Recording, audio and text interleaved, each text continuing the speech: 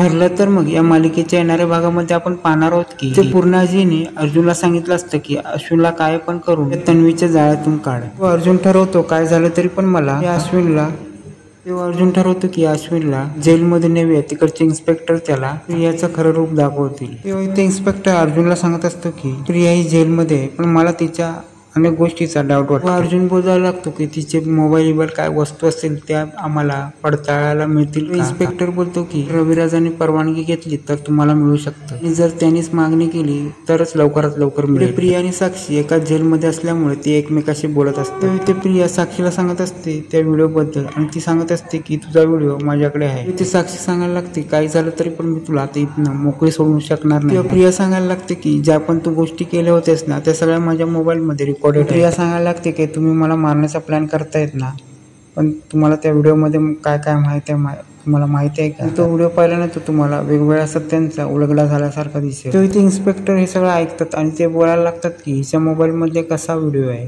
आणि ते ठरवतात की याबद्दल मला अर्जुनला सांगायला पाहिजे. आणि ते इन्स्पेक्टर रविराजांची परवानगी घेतात आणि त्याच टायमाला अर्जुन रविराजांना फोन करतो. अर्जुन इथे रविराजांना सांगत असतो की प्रियाकडे जो मोबाईल आहे ना तो ताब्यात घेण्याची परवानगी मला इन्स्पेक्टरकडनं मिळाली. पण त्याच टायमाला तिथे नागराज असतो आणि ते सगळं ऐकत असतो आणि तो ठरवतो की इथे नागराजला कळतं की जर तो मोबाईल इथे रविराजांच्या हाती नाही तर अर्जुनच्या हाती लागला तर त्यामध्ये अनेक सत्य आहेत ते उलगडतील आणि ह्या सगळ्यामध्ये माझं पण भांडं फुटू शकतं. आणि ते प्रियाने जो व्हिडिओ बनवला आहे ते प्रियाने जे व्हिडिओ बनवले आहेत ते पण भयानकच आहे. आणि तो ठरवतो की या सगळ्यामध्ये आम्हाला महिपंतलाच कळवायला पाहिजे आणि तो तिथून उठून जातो. आणि त्याच टायमाला ते नागराज महिपंतला फोन लावतो आणि तो बोलतो प्रियाकडे जो मोबाईल आहे ना तो आता रविराज नाही तर अर्जुनच्या हाती लागणार आहे. त्या मोबाईल मधले जे व्हिडिओ आहेत ते आपल्याला घातक ठरू शकतात आणि तो मोबाईल आपल्याला धोकादायक होऊ शकतो. आणि जे हे घडलं ना तर तुझं आणि माझं आणि साक्षीचं सगळ्यांचा खेळ संपुष्टात येईल.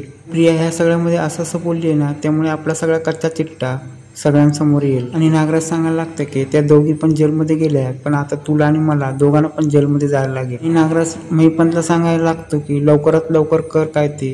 तो इथे महिपंत कामाला लागतो आणि तो आपल्या माणसाला पण कामाला लावतो. ते महिपंत आपल्या माणसाला बोलवतो आणि बोलतो की पोलीस स्टेशन मध्ये जायचं आणि मी तिकडे हवालदाराला सांगितलं आणि तिकडे तो मोबाईल देईल तो मोबाईल ते घेऊन यायचं. जर तो मोबाईल आपल्या हाती आला तर काही टेन्शन नाही. जर तो मोबाईल आपल्या हाती येत नाही तोपर्यंत आपल्याला टेन्शनच आहे.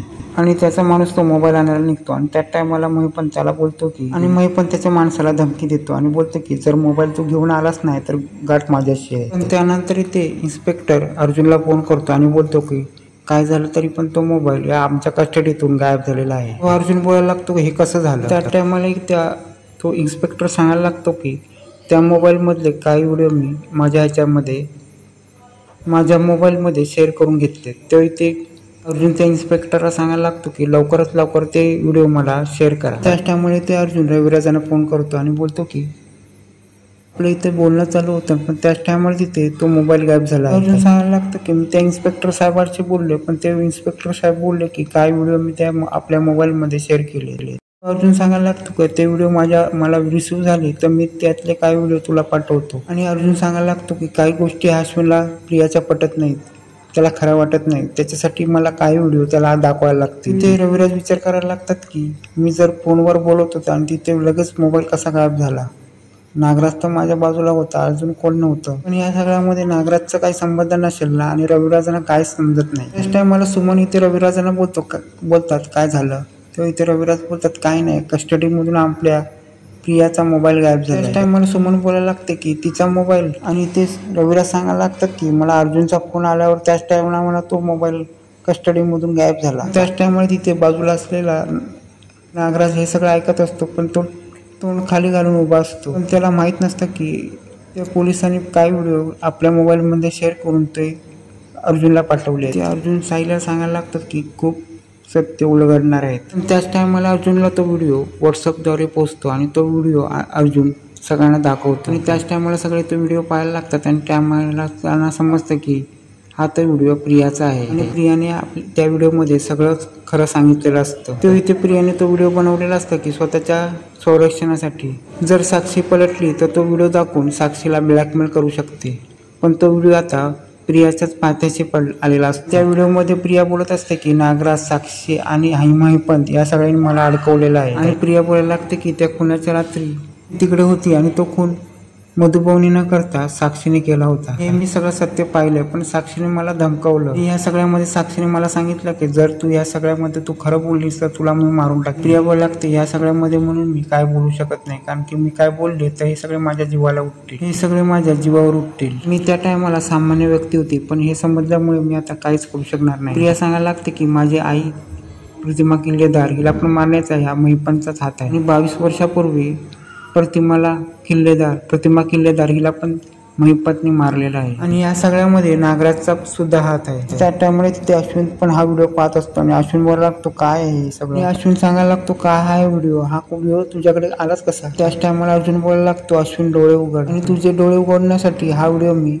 मागवला होता. त्या मोबाईलची मी मागणी केली ना, त्या टायमाला तो मोबाईल तिथून गायब झाला. आणि अर्जुन सांगायला लागतो की ह्याच्या आधी प्रिया आणि साक्षी ज्या गडबड करत होते ना, ते सगळं इन्स्पेक्टर साहेबांनी ऐकलं होतं. आणि इन्स्पेक्टर साहेबांनी हे ऐकल्यामुळे त्या मोबाईल मधल्या काही गोष्टी पाहिल्या आणि त्यातल्या काही व्हिडिओ माझ्याकडे पाठवले. आणि अर्जुन सांगायला लागतो या सगळ्यामध्ये काही गोष्टी अजून बाकी आहेत आणि त्या समोर यायच्या बाकी आहेत.